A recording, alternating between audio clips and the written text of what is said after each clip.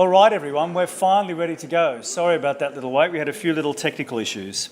So, good evening, ladies and gentlemen. Welcome to the 2018 Downing Lecture at the University of Melbourne's Faculty of Business and Economics. I'm Paul Jensen. I'm a Professor of Economics here at the University, and I'm one of two Deputy Deans of the faculty. I'd like to begin this evening in the customary way by acknowledging the Wurundjeri people of the Kulin Nation, the traditional owners of the land on which tonight's lecture takes place. We pay our respects to their elders, past, present and future. The Downing Lecture takes place each year in honour of Professor Richard Downing, who was the Ritchie Professor of Research and Economics at the University of Melbourne from 1954 until his sudden death in 1975. In this position, he made a significant contribution to economic research and the life of the university, and did much to guide and foster the research interests of student and staff. And he has a huge legacy which we're honouring this evening. He also played a prominent role in founding the Institute of Applied Economic and Social Research, who today co-host this lecture in conjunction with the Department of Economics. So we're very honoured to have Richard's wife, Jean, Downing here tonight, and family members. Delighted to see you all here, and thank you again for all your patronage. So Jean and Richard shared a deep commitment to supporting initiatives in the university. In particular, Jean has been an important supporter of social work at the university for a long time. Jean, thank you very much for your ongoing support, including your commitment to this lecture. With the Downing family, we honour the achievements and the memory of Professor Downing by gathering each year to hear from great economists from around the world. So to introduce tonight's speaker, I'd like to welcome Professor Abigail Payne, Director and Ronald Henderson Chair at the Melbourne Institute for Applied Economic and Social Research, to the lectern. Thank you, Abigail.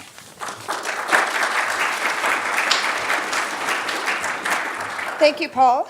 I too would like to pay my respects to the elders of the traditional lands on which we are gathered, past and present, and the elders from other communities who may be present tonight.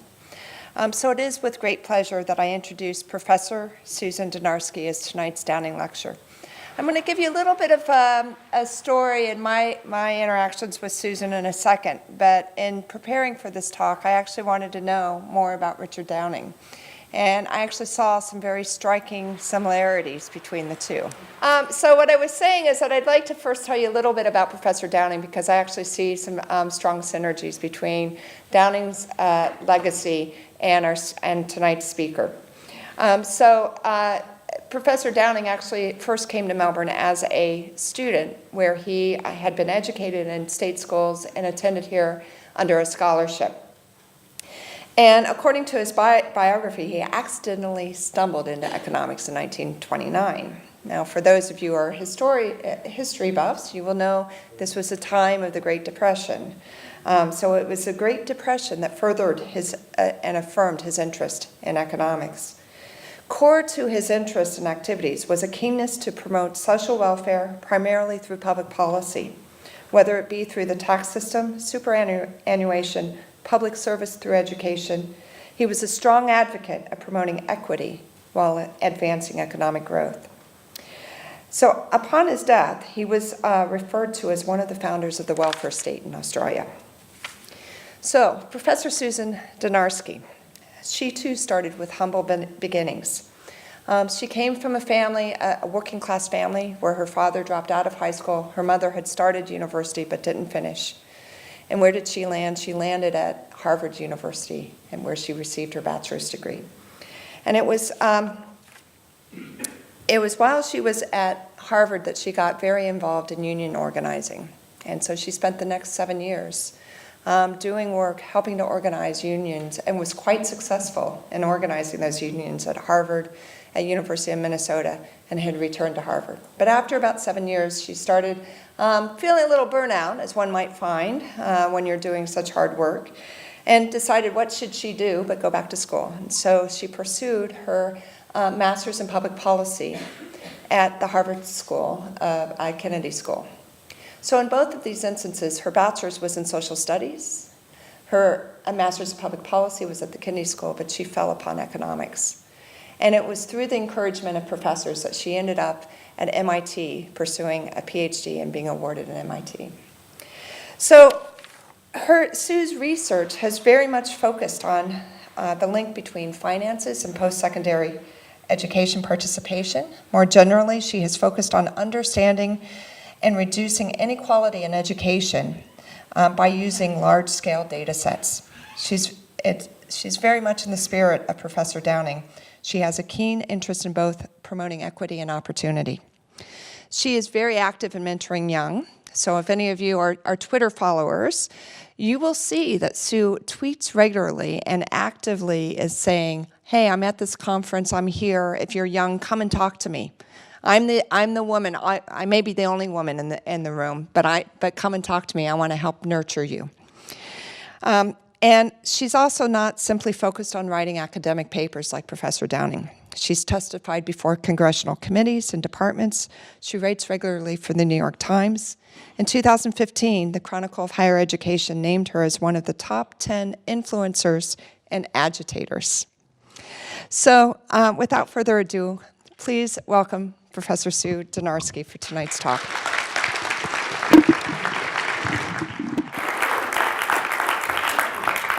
All right, thank you for having me.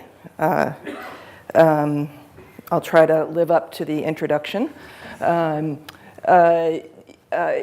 I've been interested in inequality, economic inequality, education inequality, since I was basically at Harvard as an undergraduate. As Abigail said, I came from a family, high school dropout dad, and then somehow ended up at Harvard, which was a bit jarring because all of a sudden I met lots and lots and lots of rich people. And so my class consciousness was formed at Harvard University, and I ended up hanging out with the folks, the secretaries who were forming a union, because I felt more comfortable with them than I did with most of my classmates. And as Abigail said, worked with them until they formed a union, which is a bit difficult to do in the US. It's not the most friendly to unions. I got interested in education once I started working in economics because both education and unions are vehicles for economic mobility. So how can somebody from modest background end up in moving into the middle class or even further? Well, one way is through a union and another way is through education. So my own life, I had seen that in one generation went from high school dropout, dad was a mailman, to testifying before Congress and writing for the New York Times and visiting the White House to offer advice. So this is a ridiculous transition, and it was all about because I had the opportunity to go to Harvard. And so a lot of my research focuses on how do we open up that opportunity to more people. And that's what I'll be talking about today. First, I will show you lots of depressing statistics. So get ready, but at the end, there's some hope about things that we can do to try to change the depressing statistics. All right, so I'm going to show you, and this is all in the US context. This is the context I work in. I've gone around the world talking with people about their educational systems. The pattern that exists here exists in most of the world. And I would not be surprised if the statistics here in Australia are quite similar. So first, okay, we got a chart. This is a chart of by year of birth of the share of people who are going to college, that's the red, and the share who graduate with a university degree. So in the US, this is post-secondary attainment. So in the US, we have one system that includes the community colleges, the technical schools, where people get less formal degrees. And so we have this dropout rate that's actually quite high. So how do we read this? This says that among people born in the 80s, 58% of them went to college, and about 27% of them actually got a degree. And for those of those who are adept at division, right, that's the, so less than half are actually, who go to college are actually completing their BA. So a big issue in the US context, and this is because we have a very open system. So many countries have a test-based system in which you can't even go to university unless you have quite high academic credentials. And so what do you know? They have a graduation rate of 95%, as does a place like Harvard. But if you look across the entire system in the US, just about half of those who go to college end up getting a degree. And what you see here is trending up over time, right? From those born in the 20s, just 16% going to college and about 7% getting a degree, up to more than 2/3 at this point go to college. And we're up to about, for young people, if you look at people up to say their 30s in the US, we're at about 33% getting a BA. But by no means does everybody have a BA. When you're in a place like Melbourne or New York, everyone thinks that everyone's got a BA. We must have like an overabundance of people with college educations, and that's just not true. I mean, the numbers are more like what you see here. Okay, there's interesting differences by gender in how this has been evolving. So, going back to the very early cohorts, it was actually kind of similar levels of college attendance, but quite rare, 15% of people going to college. Somewhere around my birth cohort in the 60s, women started going to college more frequently than men, the red line there. And this has happened worldwide. So worldwide, you actually see higher educational attainment levels for women now than for men. And the female advantage is actually much larger. That gap between the blue line and the red line is much larger than the male advantage ever was. And again, this is true across the world. And it shows up as well in whether you actually get a BA. And what you see, this blue line is kind of flatlined and in fact dropped off. In the US, there has been no increase in BA completion among men at all. All of the increase is coming from women. So where we see increases in college education in the US, it's actually coming from women. All right, but this is going to be the focus of most of the discussion. It's going to be about income. So differences by income in who goes to college and who completes college. So this is from longitudinal data, similar to the HILDA, your data set here that tracks people over time from their lives and their families until adulthood. And so what we have here is data that shows by family income, so lowest 25% of the family income distribution, highest 25%, and then the middle. And it shows what share of children who grew up in the poorest households have gone to college. And we have two lines. The red line in this case is people born in the late 70s, early 80s. And the blue line is people born in the early 60s. Okay, and so reading this off, 19%, for those born in the 60s, 19% of those from the poorest families were getting any college at all, were going to college, versus 58% in the upper income families. So I was born in 65, so I'm in here, this 19% going to college.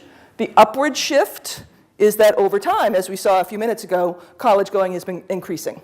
So it went from 19% to 29% for the lowest income kids, but at the top, it went from 58% to 80%.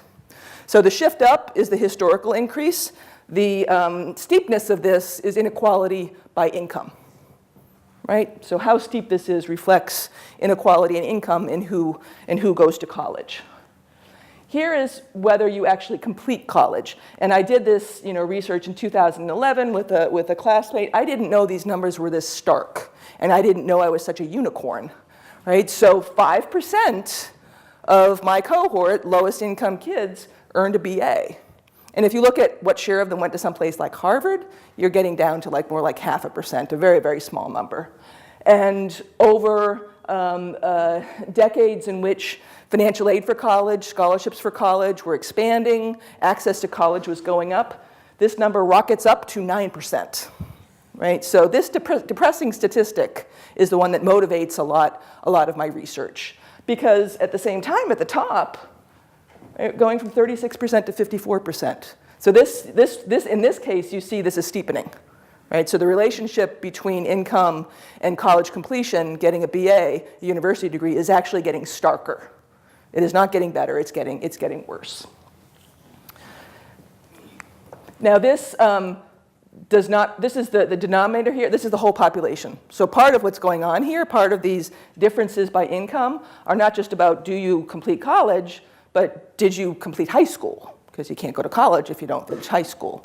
And it's not just did you finish high school, but did you do a college preparatory curriculum that would let you go? And actually, you can trace back all the way back to early childhood. You see differences by income and educational outcomes. It's sort of the lower income kids fall off all the way along the path. There is no one critical point.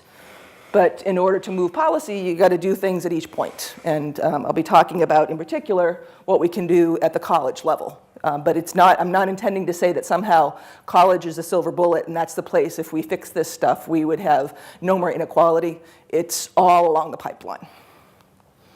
All right, so this is other data.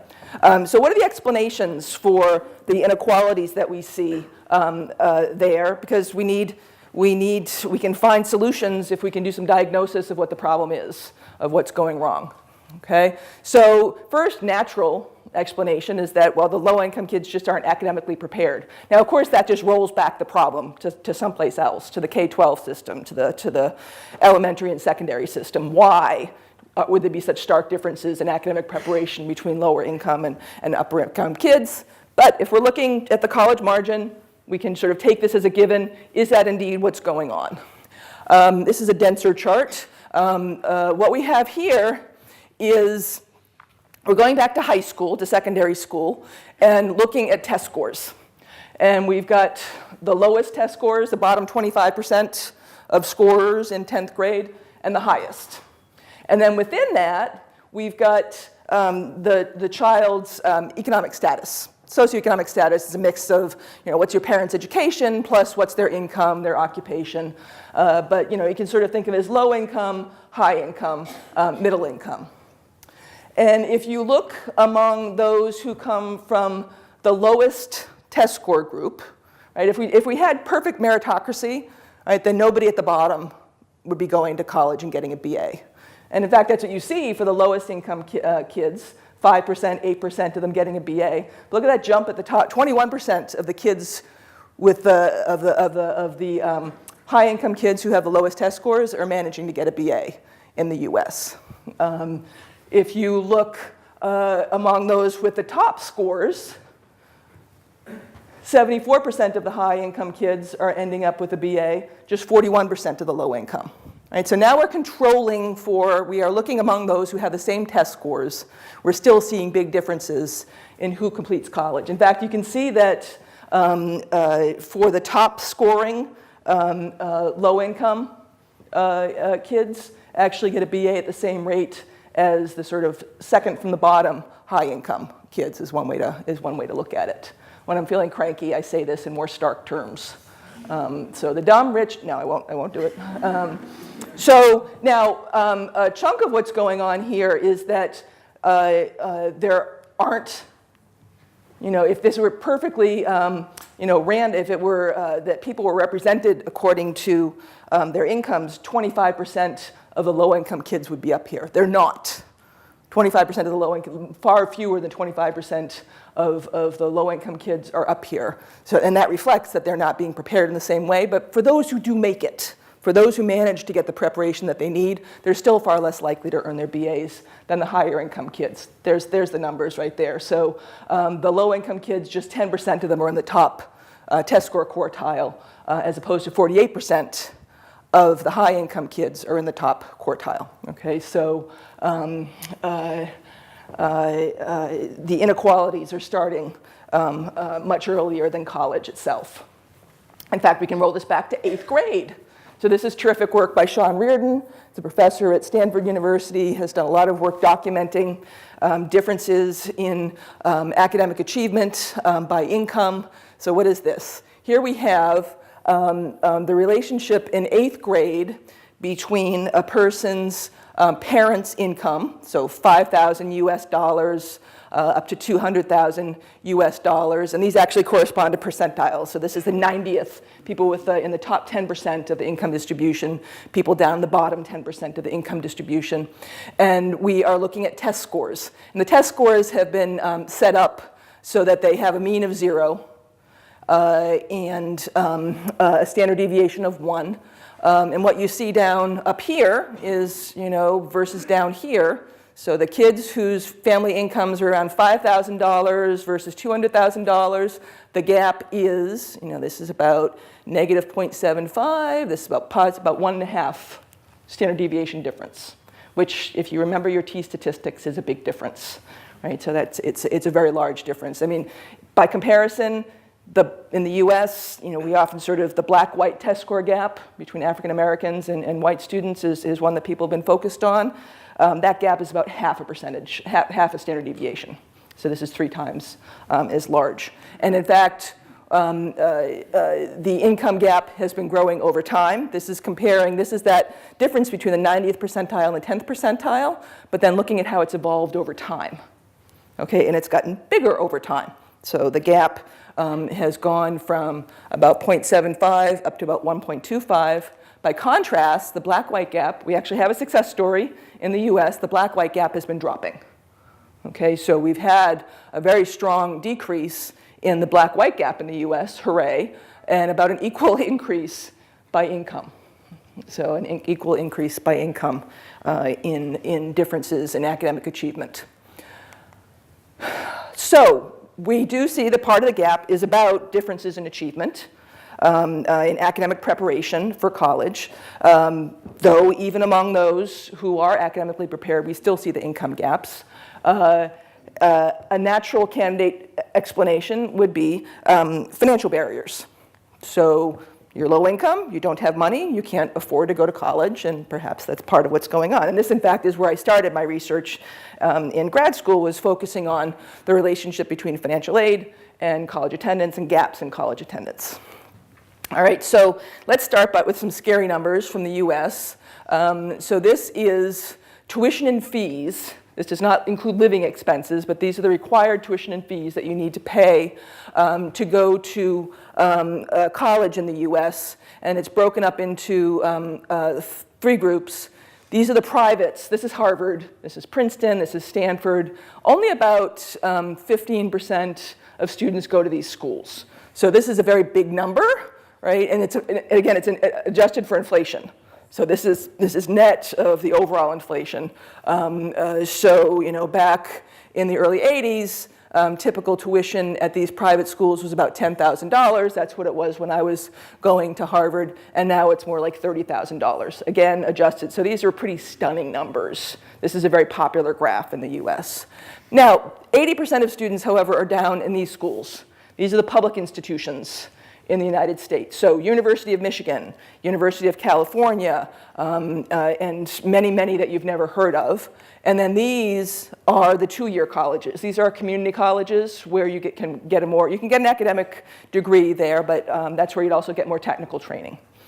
We do not have the same system of career and technical training that you do here. It's much weaker in the US. So it's much higher stakes that you get a BA and go to university in the US than it is here. So while the rate of growth is still quite large for the publics, the levels are still not that horrifying. 7,500. At this point, at the University of Michigan, there's a lot of variation across the states. University of Michigan is about $14,000 a year, US. The exchange rate right now is about 67%, 2/3 or so. Is that? Yeah, so figure, I can't figure that out on the fly, sorry. Okay. At the same time, however, aid. So we have a system, I think, much like with some similarities to your own. That was the posted sticker price. That's like as if you, the pre-negotiation price, the pre-discounted price is what I just showed you. But then we have a system of loans, of grants, other sources of aid that reduce the price, in particular for lower income students. And so that's what this is a picture of. Again, we're adjusting this for inflation, and you can see that while tuition has been going up, so too has grant aid, from an average of about $4,000 to more like $8,000. Loans have been going up as well. So now if you put those two facts together and you compare what we call the net price. So the net price of college is you take that sticker price and remove from it grants that people don't have to pay back. You wouldn't take off loans because a loan is not, you're still paying for it, right? So if you do that, that's this net price, and we're now looking at public schools. So the net price of going to a public in the US has gone from about 1,900 to about 2,500. Now that's an increase, but it's not as stark as the numbers that we saw before. And if you look at privates, again, the increase is from about $10,000, $11,000 to about $13,000. So it's been buffered a bit by financial aid, which primarily goes to low-income students. This actually shows now by lowest income, highest income, the price when you just sort of look at the sticker price, and then once you remove the financial aid, what the net tuition and fees are, and you can actually see that it's negative for low-income students. They're getting enough money to also pay for their living expenses. Their tuition and fees are covered, and then there's another $2,300 left over to help with living expenses. Now, you have to live, so living expenses are something you have to pay for as well. So what do you see? Those are the patterns over time. What do we see about the relationship between changes? You saw those increases over time in grants. If you look at what's happened over time or what's happened across the states in the US in financial aid, what you see is that here's an economist saying that when the prices go down, more people buy stuff, okay? So when prices go down, quantities purchased go up, and we find that this is true in this setting as well. And in particular, each $1,000 in grant aid, so I'll give you a scholarship to reduce the cost of college, seems to produce an increase in enrollment of about 3 to 5 percentage points. So there is a strong relationship. In fact, this is one of these puzzles as far as economists are concerned. The lifetime benefit of going to college and getting a BA is between, depending on how you calculate it, account for taxes, yada, yada, either $500,000 or $1 million. So big payoff to getting a BA. Given that, giving somebody an additional $1,000 a year should not affect their behavior as much as it does, right? Using the sort of classical economic models. But, again, economics were kind of slow to figure this stuff out. 18-year-olds probably don't engage in the classic rational model when they're making their decisions. I have an 18-year-old, and I can testify to this fact. So the present costs tend to loom very, very large. And we do find that changes in tuition, changes in grant aid, changes in loans really do have a big impact, outsized impact on people's behavior. All right, this is, here is what I consider to be some of the most interesting work going on in understanding who goes to college. In particular, remember, the dropout rate in the US is about 50%. So, and it's 2/3 if you look at low-income students.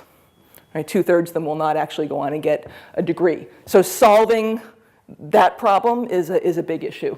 All right, so the funding that I showed you, I showed you some nice summary statistics that showed that funding is going up over time. What I didn't show you is how students actually access this funding. So how does a low-income student who is eligible for these thousands of dollars in financial aid actually get it? And this is where the public policy part comes in. Right? So how things actually work, where the rubber hits the road, can make a real difference in whether a policy works well or it doesn't work well. So the funding system in the US is extremely complicated. There's substantial variation in tuition prices, not just by sector, as I showed you, but across the states, even across cities. The price of college can vary dramatically. And there are dozens, hundreds of different aid programs that were summarized in those numbers, but that a student would need to figure out in order to actually access that discount. And perhaps in part as a result, there is enormous misinformation about the price of college. So people tend to overestimate the sticker price and underestimate the aid. And this is particularly bad for low-income students. So the ones for whom it matters the most are the ones who tend to be most ill-informed. So are their parents, right? And the parents tend to, again, overestimate and underestimate. So people are, as they're thinking about when their child is in high school and they're trying to decide whether to invest in their kids' preparation for college, have this misinformation in the back of their minds. which could affect their willingness to prepare their kid, get their hopes up for college. This gives you a sense of what the application process is like to get at those aid programs. This is called the FAFSA, the Free Application for Federal Student Aid, and it is what you have to fill out in order to get access to both grants and loans, federal grants and loans, and also state, any money for college, basically. You got to fill this sucker out. So that's the start of it. There we go. So that's the form. There's about 120 questions on it. It's more complicated than the typical tax form in the US. So the 1040 is the form you fill out to pay your taxes in the US. And people who have very complicated tax lives, the Trumps of the world, well, we can only hypothesize, but the Trumps of the world have complicated taxes and would have a form longer than this. But for the typical low-income person, there's a very short form, 1040A, 1040 Easy, with just a couple of dozen questions on it. So this form is actually a greater barrier than we've erected for paying taxes in the US.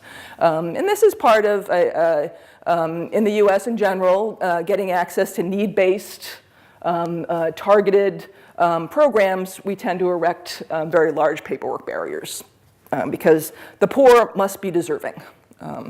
Is the policy. So does all that matter? Do people get over that hurdle to get at the aid? Well, best way to find out if something works, whether in medicine or in social policy, is a randomized trial where you set up a situation in which some people get a treatment and some do not, and then you compare at the end and you can see, did it work? And there was a very large-scale randomized trial in which essentially the aid form was filled out for people. People who had come in to do their taxes were then offered assistance in finishing up and doing a financial aid form, and it was sent in for them. When this was done, college attendance rate went up by 8 percentage points for these low-income families, for the children from these low-income families. This was not an increase in financial aid. It was just getting them through the procedural barriers that are involved in getting to that aid. So it had an enormous impact. Now, and it was not just that they showed up once to college. 3 years later, there were still large effects. Now, when I present this, especially at University of Michigan, but also when I've talked about it in the New York Times, and I've read the comments, you're not supposed to read the comments, but sometimes I do, you'll see comments like, well, if somebody's too dumb to fill out the financial aid form, maybe they shouldn't be going to college. And the fact is that form back there is not getting filled out by an 18-year-old. This is getting filled out by their parents, right? This is all of the financial information about their parents' economic situation. So it's the value of their 401. All right, so it's like, what was your parents' adjusted gross income, and this is 2005, form on form 1040 line at blah, blah, blah, right? So this is all information that the parents have. So having a system in which you admit people to college, in which you give people money for college based on the facility their parents have in filling out forms, is a pretty peculiar form of meritocracy, I would say. Right? So maybe that's obvious to you all, but I have to say this repeatedly in the US. I was giving a lecture at the University of Michigan, and a student said this, an undergraduate said this, if you can't fill out the form, then you shouldn't be in college. And I just stopped for a beat, and then I said, did you fill out your FAFSA? And he then said, no, my parents did. And I just looked at him for a while, and then moved on. I don't think he gave me a good rating. Don't pay attention to ratings for professors, they're meaningless. All right, oh, and by the way, when all they did was provide information to these families about, look, we can see from your taxes, here's how much aid you're gonna be eligible for. It's gonna be much cheaper than you'd think, zero effect. Right, so the procedure, it was not, economists are often, many people are like, let's just get the information out there and then people will make the right decisions. The procedural barriers make a real difference, and this is not the only setting in which we've seen that. We've seen that when people are saving for retirement. Middle-aged people who work in the financial services industry mess up their retirement stuff, and if you simplify the process of saving for retirement, they do a much better job. So we're seeing in a lot of different settings that these procedural barriers can make a real difference. All right. And in fact, when you look overall at where low-income students sort of fall off the path to high school, to college, it's not as if there's some miracle moment where they calculate their economic return to college and decide, you know what, I shouldn't go to college. It would not pay off for me. There is no such point. Where you see them fall off the track to college is when they hit things like the aid forms, registering for the SAT, completing applications, completing essays. I think of it, and I summarize it as, think of, if you're a college-educated parent, think of all the things that you do to help your kid through the educational system. Helping them, nagging them, filling out the forms for them, registering them for the SAT, this is the test that you take to get into college, filling out the FAFSA. So basically what you need to think of when you're trying to think of what could be holding back low-income students procedurally is all the things that they don't have a parent to do. And the two ways you can try to deal with that are create advisors, say, that can help people through the process, or simplify the process so you don't need that kind of assistance. And that's what we're seeing that's effective are programs that do one of those two things. So working within the existing system, what can we do to try to help these students? Nag them, right? So parents nag. So we can do organized nagging using texts. So some terrific researchers, Ben Castleman and Lindsay Page, texted students to remind them to fill out their financial aid forms. When they did, they saw a 7 percentage point increase in these students' attendance, because if you don't get the form done, you are not going to college. You're not going to get the aid, you're not going to go to college. So it's very high stakes to get this done. People have also used texts and phone calls to coach college students once they're in college. And the coaching might take the form of, and again, this is what a parent would do and what I didn't get either. So when I got to Harvard, I was like, okay, I've been told all the way through the education system, take the most challenging set of courses you can. Show that you can do the tough work. So I got to Harvard from my tiny little Catholic school in Boston, and I proceeded to register for computer sciences, the introductory coding class, physics, chemistry, calculus, and writing. And that was first semester. And you can imagine it was a mess. It was a bloodbath. I was on academic probation by the second semester. A college-educated parent would tell their kid not to do that. You need to sort of pace it, you need to spread it out. And this is what this coaching here that I'm referring to here, this text and phone calls to coach college students. It's about thinking about what classes to take. It's about thinking about, you've got finals next week, probably not a week to work 30 hours at the restaurant where you're waitressing, because you're going to need the time. So again, it's just sort of coaching about the day-to-day stuff that you need to succeed in the college setting. So again, this is pretty cheap. Not cheap is changing how colleges work, right? So altering the set of supports that students have to increase the completion rate. So again, this is a randomized trial at the City University of New York, which is an enormous system, includes community colleges, universities, many low-income students, tens of thousands, hundreds of thousands at this institution. And they tested the effect of what we call wraparound services at community colleges. And that is intensive advising. This is not tutoring. It's more, again, like this coaching I was referring to. Free textbooks. And again, I look down this list and I think this is what parents do for their kids, what college-educated parents do for their kids. They give them intensive advising, whether they want it or not. They buy their textbooks for them. They give them a transportation card. They make sure they register on time. This combination of services doubled the share of people graduating within the expected period of time. So big impacts. Not cheap, but actually, if you calculate the cost per degree went down. So this also points to perhaps we could have different public policy incentives for colleges that they get funding based on their success at graduating students as opposed to having students sitting in their seats. All right, so bottom line here then, and this is my last slide, so you can ask questions. There's no magic bullet. So, I'm an economist, but I work in schools of education policy. In education, and maybe in many other fields, everyone wants to know what's the solution. What's the magic solution? What's the secret sauce? What do we need to do? What do we need to change to fix all this? And the boring answer is there's not one thing. Much as in the realm of health, we have vastly increased life expectancy. And it didn't come from some single magic serum that increased life expectancy. It's from, we learned that we should wash our hands, and we got antibiotics, and there's we got sewer systems, a whole sequence of things that have changed health. Similarly, there's a whole set of marginal changes in education that could make enormous differences. And it's about finding them, finding what works.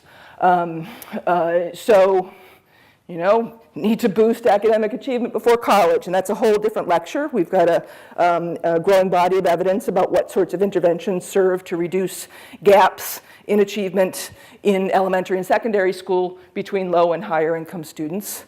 College costs make some difference as well.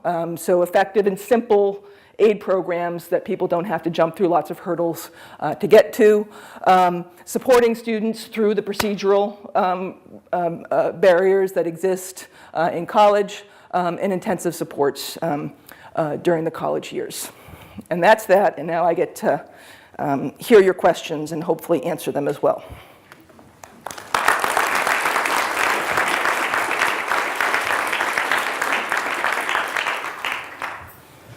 Okay, thank you very much for a very interesting and entertaining presentation. My name is David Dixon, head of the Department of Economics. My job is to chair the rest of the evening. So we are going to have questions first. So we've got 2 roving microphones. So if you'd like to ask a question, raise your hand. When the microphone reaches you, please state your name before you ask your question. So we'll start with the gentleman up here.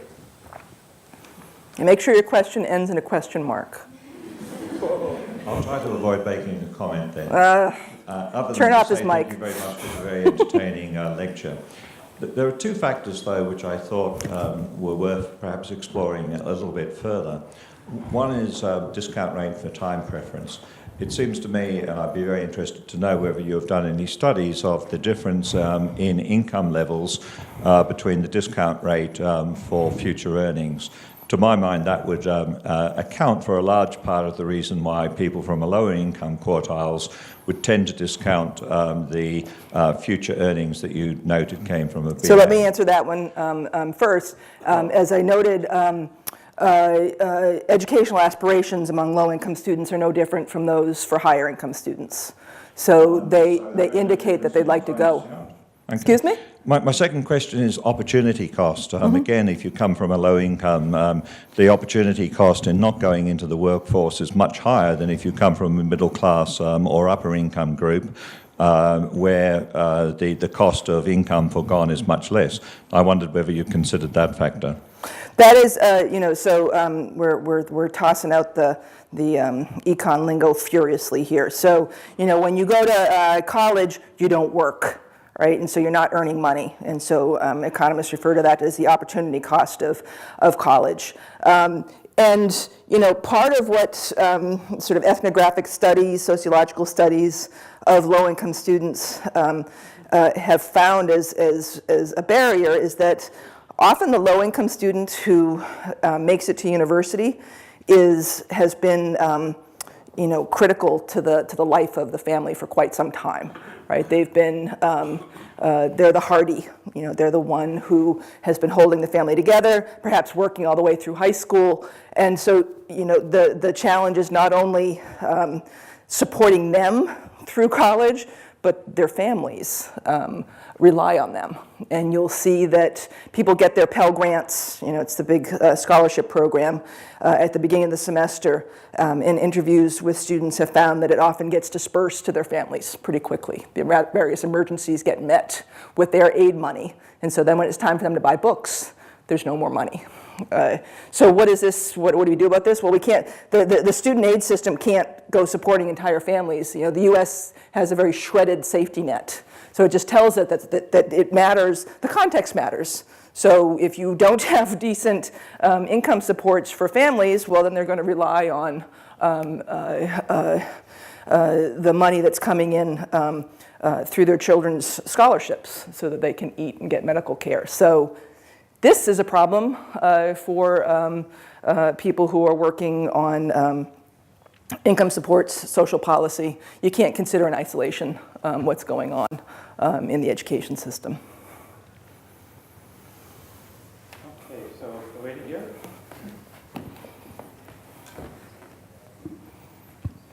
Hello, my name is Vishakha. My question was regarding the payoffs that you mentioned, which are about $500,000 on people who complete the degree.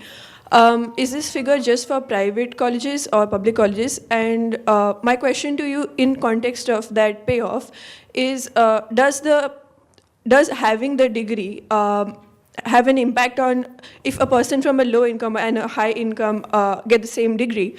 How does this affect the payoff in terms of what kind of opportunities you're exposed to from those backgrounds? First, the private-public.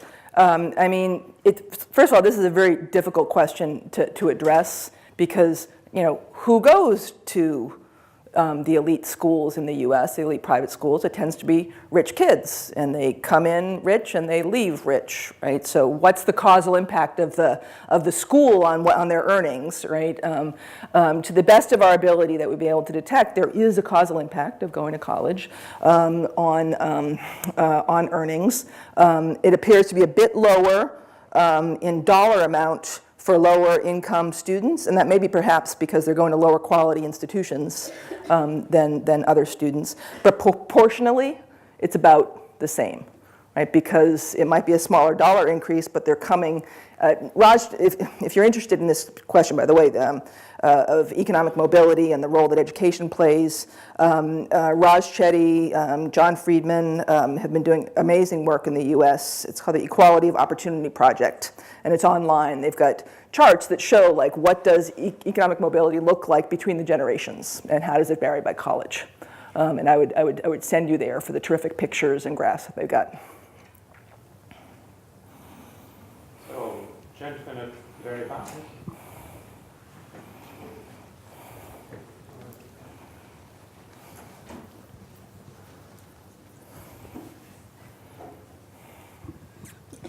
Thank you for the talk. I'd like to take you back to the chart on the 10 percentile to the 90 percentile income gap. On test scores? Mm-hmm. Uh-huh. And the decade between the 60s, while there was a general sort of increase over the years, the decade between 60 and 70 showed that growth was arrested. It was largely flattened out. Is there anything that was happening between 1960 and 1970 that we can learn from? This was, I'm going to point you to Reardon's work on this. So, you know, he delves into this quite a bit. I mean, 60s to 70s is, in the U.S., the period of the expansion of the welfare state, the establishment of the welfare state, for that matter. So, Lyndon B. Johnson's Great Society. That said, it could be measurement error and just noise, statistical noise. So I would send you to Sean's work on this.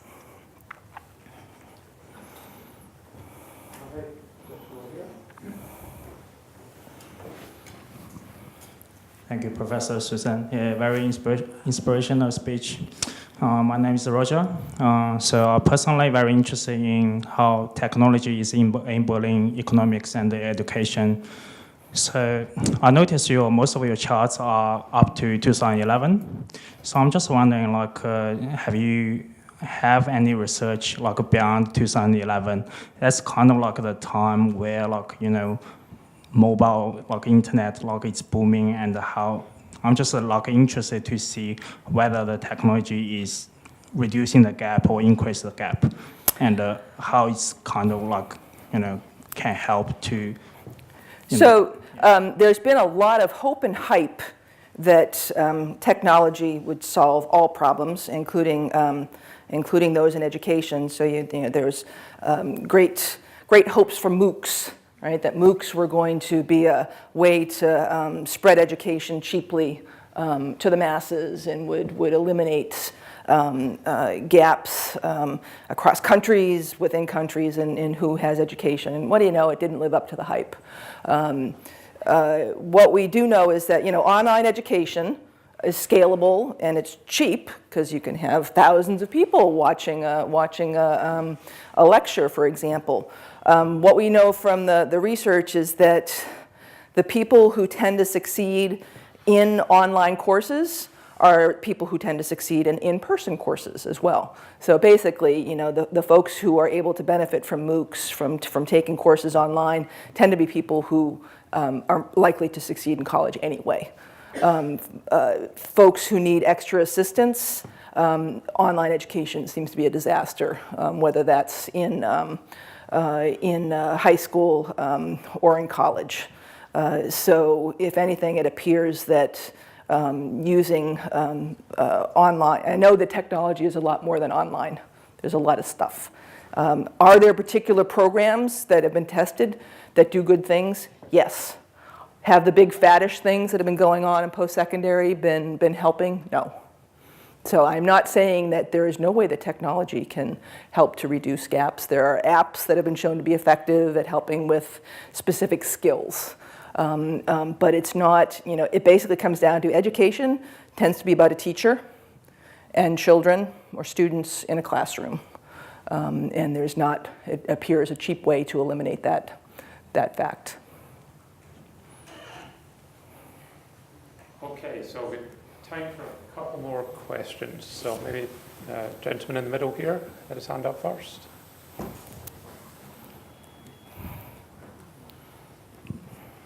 Hi, you mentioned that the black-white gap narrowed as the income gap widened.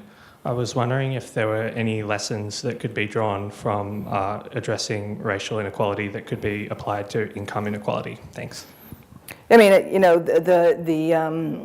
the close in the black-white gap has been attributed to increasing resources for black students. The elimination or reduction, at least in segregated schools. Economic historians and others have shown the rapid increase in resources, educational resources, that have helped to close those gaps. So we have succeeded in doing this in the past, and we need to pay attention to doing it for income now in the way that we did. The black-white gap is still quite large in many areas, so it's not fixed by any means. But we do know of the science is not the constraint on fixing this. It's about a willingness to commit the resources. And in particular, I focus on post-secondary. You can't expand access to university on the cheap. So many countries, you started with an elite system, very few people going to college, a lot of resources going into a few institutions like Melbourne and Sydney and Oxford and Harvard, and then went to expand access and often expanded with schools that are of far lower quality. And what do you know? You get what you pay for. Okay, so the last question, the gentleman who had his hand up first last time, so we'll take you as the final question. Just wait for the mic, thanks.